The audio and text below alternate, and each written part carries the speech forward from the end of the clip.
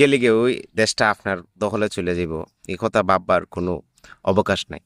এখন যদি জামাতের আমির ঘোষণা দেয় যে ইউনূসের সাথে জোটবদ্ধ হয়ে আমরা নির্বাচন করব, তাহলে আপনারা ক্ষমতা পাওয়ার সম্ভাবনা হয়েছে 10% মাত্র। এই দেশের আপনাদের নেতাকর্মী ছাড়া বাকি পাবলিক থেকে 5% ভোটও আপনাদের পক্ষে যাবে না। কারণ চান্দাবাজ, দান্দাবাজ, স্বৈরাচার যে যেত হইন, দেশের মানুষ এগুলা চায় না। দেশের মানুষ কোনো চান্দাবাজ চায় না। দেশের মানুষ নিজের মতো কইরা নিজের বাস স্ট্যান্ড চালাইতে চায়, নিজের মতো কইরা নিজের টেম্পু স্ট্যান্ড চালাইতে চায়। দেশের মানুষ চায় যত বালুর মহাল, গাছের মহাল আছে, এগুলা উপযুক্ত লিজের মাধ্যমে বিক্রি করে দেশের কাজে লাগুক।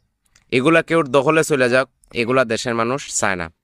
ইউনূস যদি আপনার এইখান থেকে পদত্যাগ করাইতে বাধ্য হন, তার বিরুদ্ধে যদি ষড়যন্ত্র করেন, দেশটা আপনার রয়ে যাব মুহূর্তের মধ্যে, এই কথা ভাববার কোনো অবকাশ নাই।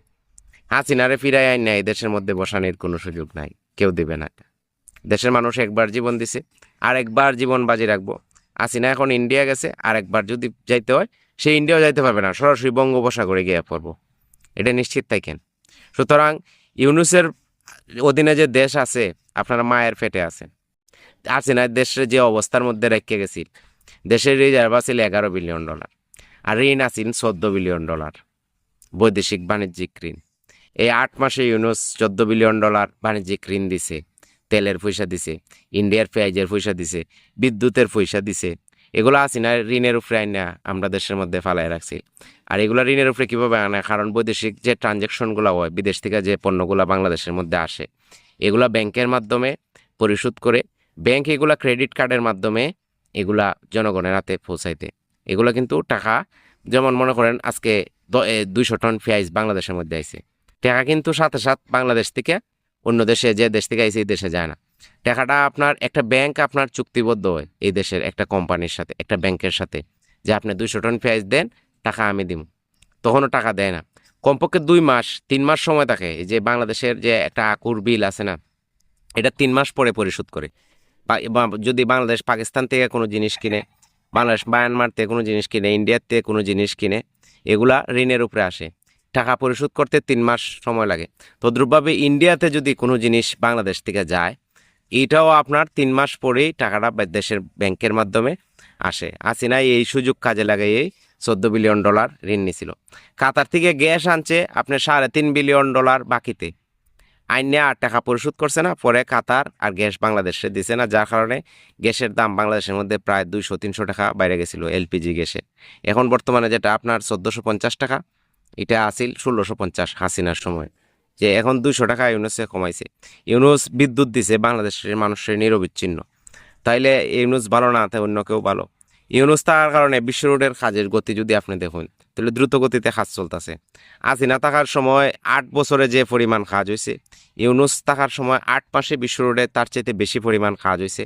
একমাত্র রাজনৈতিকভাবে সহযোগিতা এবং দেশের যে একটা পরিচালনার যে একটা সহযোগিতা, এই সহযোগিতা করার কারণে। ইউনূস যদি পদত্যাগ করে, তাইলে আমার মনে হয় ইউনূসের দেশটারে আগের জায়গার মধ্যে রেখে যাওয়া উচিত। $14 বিলিয়ন ঋণ রেখে যাওয়া উচিত, বাণিজ্যিক ঋণ, আর $11 বিলিয়ন রিজার্ভ রেখে যাওয়া উচিত। যারা টেম্পু স্ট্যান্ড, বাস স্ট্যান্ড দখল করিয়া মনে করতেছে নিজের বড় বড় নেতা, এরা দেশটারে চালক, কিছুদিন এরা তুই দেয়া দেখি কি হয়। এরপরে একটা নির্বাচন আমরা জামাত ইসলাম যারা করি, আমরা যে ইউনূসে যে আমরা কথা কওয়ার সুযোগ দিছে, এটাই আমার কাছে অনেক বেশি। কারণ আমরা তো আর টাকা পয়সার দান্দা করার লাগে আমরা রাজনীতি করি না। ইউনূস যদি আমরা সাথে শুধুমাত্র একটা চুক্তিবদ্ধ হয়, যে এই দেশের মধ্যে কোরআন হাদিস বিরোধী কোনো আইন হইতো না, অবৈধ নারী নীতি হইতো না, দেশের সাথে ভারতের দালালির সম্পর্ক হইতো না, তাহলে আমরা ইউনূসের সাথে সারা জীবন থাকবো। যতদিন ইউনূস আছে, ইউনূসের সাথে আমরা থাকবো। আমরা জামাত ইসলাম যারা করি, আমরা ইচ্ছা। আর যদি আপনার এই দেশ নিয়ে আমরা একলা দখল করে খাইতাম, দিয়া বিএনপির মতো গুলিস্তান দখল করতাম, ওই অমুক কান দখল করতাম, এগুলো আমরা ইচ্ছার মধ্যে নাই। আর আমরা এগুলো করতে গেলে আরো অনেক ক্ষমতা অর্জন করতে বই, ক্ষমতাও আমরা রয়েছে না, এটা দেশের মানুষ ভালো করে জানে।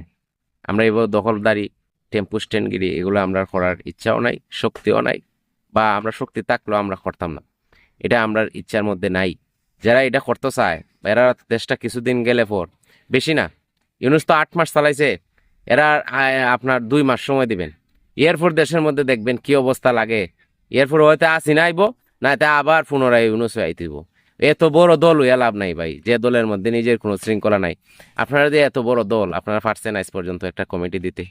আমরা জামাত ইসলাম তো সব কমিটি একবার ওয়ার্ড কমিটি পর্যন্ত দেওয়া দিচ্ছে, একটা কমিটির মধ্যে একটা বিদ্রোহী ঘোষণা হয়েছে না। আপনারা দেয়া দেখেন, নির্বাচনে যদি ক্ষমতা জিততেও যান, এরপরে তো আপনারা অন্তর্কুন্দলতার কারণে আপনারা নিজের যে কি ভোগান্তি হইব, আর দেশের মানুষের যে কি ভোগান্তি হইব, এটা এখন মানুষে হয়তো কিছুটা বুঝতে পারতেছে। যখন নিজের চোখে দেখবো, তখন আর এই দেশের মধ্যে আপনাদের দেখবেন জনপ্রিয়তাটা কোন জায়গার মধ্যে যায়। সবাইকে ধন্যবাদ।